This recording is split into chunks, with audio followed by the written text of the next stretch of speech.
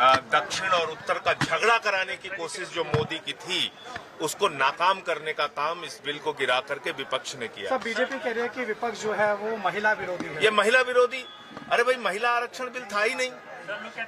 आप बताइए 2023 में जो बिल पास किया था मोदी जी ने किया था।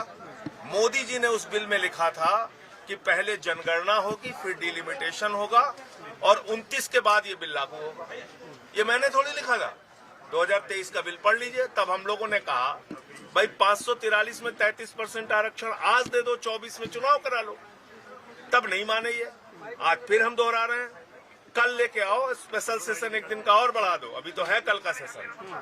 543 में 33% आरक्षण देना हो आज दे दो, आज दो। लेकिन आप टुकड़े टुकड़े गैंग की तरह देश के राज्यों को तोड़ने की जो कार्रवाई आप कर रहे हैं, अभी दक्षिण और उत्तर का झगड़ा कराने की कोशिश जो आप कर रहे हैं, बंगाल की सीटें आप कम कर रहे हैं, तमिलनाडु की सीटें आप कम कर रहे हैं, उड़ीसा की सीटें आप कम कर रहे हैं, ये किससे पूछ के कर रहे हैं? किस आधार पर कर रहे हैं? 2011 का सेंसस कैसे माना जाएगा? आप तो कह रहे हैं 26 में जाति जनगणना आपने शामिल किया, 11 में तो जाति जनगणना शामिल है नहीं। तो आप कैसे उस सेंसस के आधार पे कर देंगे सीटों को बढ़ाने का काम? गिरिराज कह रहे हैं कि सड़कों पर उतरेंगे। सड़कों पर उतरे, टंकी पे नाचे, जो मन में आया करें, टंकी पे चढ़ के नाचे।